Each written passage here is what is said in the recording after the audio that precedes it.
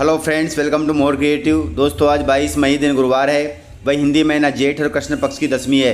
तो चलिए शुरू करते हैं आज की बड़ी खबरें। यदि आपको खबरें पसंद आए तो वीडियो को लाइक जरूर करिएगा और आप हमें प्रदेश का किस जिले से देख रहे हैं कमेंट बॉक्स में जरूर बताइएगा। दोस्तों, यदि आप चैनल पर नए हैं तो चैनल को सब्सक्राइब कर बेल आइकन पर क्लिक कर दें ताकि अगला वीडियो आपको शीघ्रता से मिले। आप हमारे फेसबुक और इंस्टाग्राम पेज को फॉलो जरूर करें, इसका लिंक डिस्क्रिप्शन में दिया गया है। दोस्तों, मध्य प्रदेश के युवाओं के लिए गुड न्यूज है। बेरोजगार युवाओं को नौकरी के लिए प्रदेश में 27-28 मई को रोजगार मेला आयोजित किया जा रहा है। इस मेले में 13 राष्ट्रीय और अंतर्राष्ट्रीय स्तर की कंपनियां भाग लेगी, जिनमें 3500 से अधिक पद उपलब्ध होंगे, अर्थात 3500 से ज़्यादा युवाओं को नौकरी मिलेगी। यह मौका युवाओं के लिए उनके दरवाजे तक बड़ी कंपनियों का रोजगार लेकर आना है। यह रोजगार मेला दमोह जिले में आयोजित किया जा रहा है, जो दमोह जिले के पॉलिटेक्निक कॉलेज में 27-28 मई को सुबह 11 बजे से शाम 5 बजे तक आयोजित किया जाएगा। इस मेले में 18 से 35 साल के बीच के युवाओं को आमंत्रित किया गया है। इसके लिए न्यूनतम योग्यता कक्षा 5वीं पास होनी चाहिए। इसके अलावा 8वीं, 10वीं, 12वीं या ITI तथा डिप्लोमा धारक भी इस मेले में भाग ले सकते हैं। यदि आपने पढ़ाई छोड़ भी दी है तब भी आप इस मेले में जाकर नौकरी का लाभ ले सकते हैं। यह रोजगार मेला हर स्तर के उम्मीदवारों के लिए सुनहरा अवसर लेकर आया है। दोस्तों, बिजली उपभोक्ताओं के लिए जरूरी खबर है। दोस्तों, मध्य प्रदेश में बिजली कंपनी ने विद्युत मित्र ऐप लॉन्च किया है, जिसका शुभारंभ 1 जून से हो जाएगा। यह ऐप विद्युत मित्रों के माध्यम से पूरे प्रदेश में लाइन लॉस के कारणों को पकड़ने में मदद करेगा। दोस्तों, आपको बता दें कि बिजली कंपनी ने बिजली के चोरों को पकड़ने के लिए यह ऐप बनाया है। ऐप के माध्यम से प्रमाण सहित बिजली चोरी करने वालों को पकड़ा जाएगा और यह सिस्टम पूरे प्रदेश में 1 जून से लागू हो जाएगा। दोस्तों, कर्मचारियों के लिए बड़ी खबर है। अब मध्य प्रदेश में 65 की उम्र तक सेवा दे सकेंगे डॉक्टर, अर्थात उनकी रिटायरमेंट की उम्र बढ़ाई जा रही है। मध्य प्रदेश में जबलपुर हाईकोर्ट ने अपने ऐतिहासिक फैसले में राज्य सरकार को निर्देश दिया है कि वह पशु चिकित्सकों की रिटायरमेंट की उम्र को एलोपैथिक और आयुष डॉक्टरों के समान 65 वर्ष तक करे। यह फैसला न केवल पशु चिकित्सकों के लिए राहत देगा बल्कि समानता और न्याय की मिसाल भी पेश करेगा। जबलपुर हाईकोर्ट ने यह निर्देश राज्य सरकार को 19 मई को सुनाया है। कुल मिलाकर प्रदेश में पशु चिकित्सक अब 65 साल तक नौकरी कर सकते हैं। दोस्तों, किसानों के लिए जरूरी खबर है। किसानों को पराली की टेंशन नहीं लेनी है, क्योंकि छात्रों ने खोज निकाली है अनोखी टेक्नोलॉजी। दोस्तों, मध्य प्रदेश के बालाघाट जिले के छात्रों ने पराली की समस्या का अनूठा समाधान निकाला है। यहाँ के छात्र पराली से फर्नीचर और कप, प्लेट, कटोरी आदि सामान बना रहे हैं। अब ना तो पराली जलाने की समस्या होगी और ना ही फर्नीचर के लिए जंगलों की कटाई करनी पड़ेगी। दोनों समस्याओं का हल छात्रों ने निकाल लिया है। आपको बता दें कि बालाघाट धान की खेती के लिए पूरे प्रदेश में जाना जाता है। इसके अलावा यहाँ सघन वन और प्राकृतिक सौंदर्यता भी काफ़ी मशहूर है, लेकिन बढ़ती आबादी के साथ साथ वनों की अंधाधुंध कटाई ने एक बड़ा सवाल खड़ा कर दिया है। इसके अलावा धान उत्पादक जिला होने के कारण पराली भी एक समस्या है। इन सभी के बीच अच्छी बात यह है कि इन दोनों समस्याओं का हल बालाघाट के PG कॉलेज के छात्रों ने निकाल लिया है।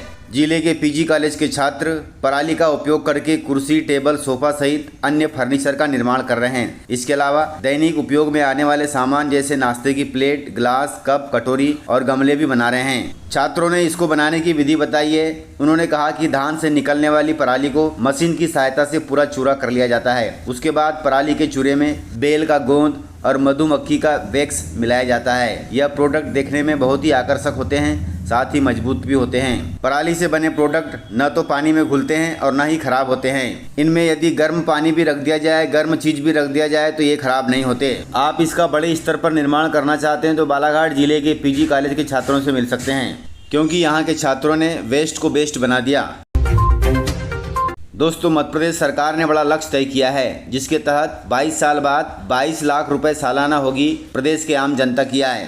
दोस्तों, सरकार का कहना है कि वर्ष 2047 तक प्रदेश का सकल घरेलू उत्पाद 15 लाख करोड़ रुपए से बढ़ाकर 250 लाख करोड़ रुपए कर दिया जाएगा। इसके अलावा प्रदेश की प्रति व्यक्ति आय को 1,60,000 रुपए से बढ़ाकर 22 लाख रुपए करने का लक्ष्य तय किया गया है। इसके अलावा प्रति व्यक्ति औसत आयु 67 वर्ष से बढ़ाकर 84 वर्ष की जाएगी। इसके लिए सरकार काम करेगी।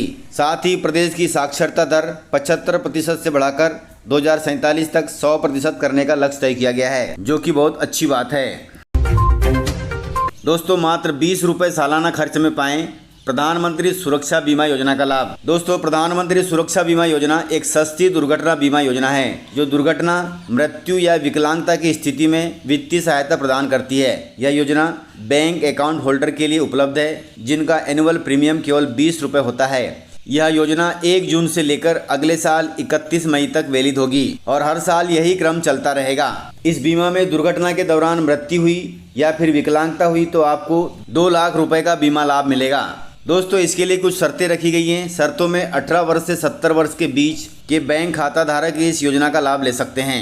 यदि आपको प्रधानमंत्री सुरक्षा बीमा योजना का लाभ लेना है, अपने नज़दीकी बैंक में जाएं और आवेदन फॉर्म भरें।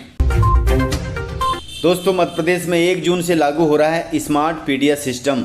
जल्दी KYC करा लें, अन्यथा नहीं मिलेगा आपको राशन। दोस्तों, मध्य प्रदेश में राशन वितरण प्रणाली को मजबूत और पारदर्शी बनाने के लिए 1 जून 2025 से स्मार्ट पीडीएस सिस्टम लागू कर दिया जाएगा। आपको बता दें कि पहले यह सिस्टम 1 मई से लागू होने वाला था, लेकिन KYC का काम पूरा न हो पाने के चलते इस व्यवस्था को 1 माह बढ़ाकर 1 जून कर दिया गया है। अर्थात 1 जून से प्रदेश की सभी सोसाइटियों में स्मार्ट पीडीएस सिस्टम लागू हो जाएगा। इसलिए समय रहते KYC करवा लें और राशन का लाभ लें। दोस्तों, किसानों के लिए गुड न्यूज है। किसानों के बैंक खातों में फिर से आएंगे 2-2 हज़ार रुपए। दोस्तों, प्रधानमंत्री किसान सम्मान निधि योजना के लाभार्थी किसानों के लिए महत्वपूर्ण खबर है। योजना की 20वीं किस्त चाहिए तो जून से पहले KYC, भूलेखों का सत्यापन और बैंक खाता आधार से लिंक करवा लें, अन्यथा 2 हज़ार रुपये से वंचित हो जाएंगे, क्योंकि लाभार्थियों के लिए केंद्र सरकार ने इन दस्तावेजों को अनिवार्य कर दिया है। दोस्तों, आपको बता दें कि योजना के अनुसार पहली किस्त अप्रैल से जुलाई के बीच में आती है, दूसरी किस्त अगस्त से नवंबर के बीच में आती है और तीसरी किस्त दिसंबर से मार्च के बीच में आती है। ऐसे में अनुमान है कि 20वीं किस्त जून जुलाई के बीच में जारी हो सकती है। हालांकि 4 महीने के हिसाब से देखें तो 20वीं किस्त का समय जून 2025 हो रहा है। ऐसे में उम्मीद है कि अगले महीने कभी भी प्रधानमंत्री किसान सम्मान निधि की किस्त जारी हो सकती है। इसलिए आप अपने CSC सेंटर में जाकर के KYC करवा लें और योजना का लाभ लें। दोस्तों, प्रदेश में 20 साल बाद बहू के चलते परिवार ने अपनाया सनातन धर्म। दोस्तों, झाबुआ जिले से खबर है। मध्य प्रदेश के झाबुआ जिले के गांव उड़वा के रहने वाले गज्जू कालिया के परिवार की धार्मिक यात्रा इन दिनों चर्चा का विषय बनी हुई है। करीब 20 साल पहले परिवार ने हिंदू धर्म को छोड़कर ईसाई धर्म अपना लिया था। इस बदलाव की शुरुआत उस समय हुई जब गज्जू की पत्नी गंभीर रूप से बीमार हुई थी और चर्च जाकर दिया जलाना शुरू कर दिया।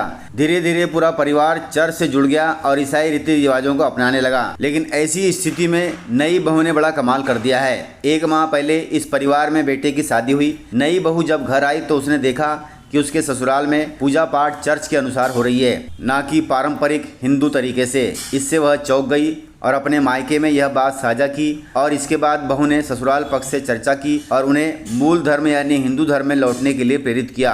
इस मुद्दे को लेकर बहू ने 4 गाँवों के बुजुर्गों की पंचायत बुलाई। पंचायत ने परिवार को समझाया कि उनकी जड़ें हिंदू संस्कृति में हैं और उनकी घर वापसी सामाजिक और आत्मिक दोनों स्तरों पर उचित है। तब परिवार ने बहू की भावना को समझा और समाज के सुझावों के बाद फिर से हिंदू धर्म में वापसी करने का फैसला लिया। अब बहू भी परिवार के साथ खुशी से रह रही है। दोस्तों, अपना मूल धर्म बदलना बहुत ही गलत बात है, क्योंकि ये सब ईश्वर की कृपा से ही होता है और ईश्वर की कृपा को न मानना एक बहुत बड़ा पाप है। इस प्रकार से जानकारियाँ थी। तो मिलते हैं सर अगले वीडियो में, तब तक के लिए जय हिंद, जय भारत, जय एमपी।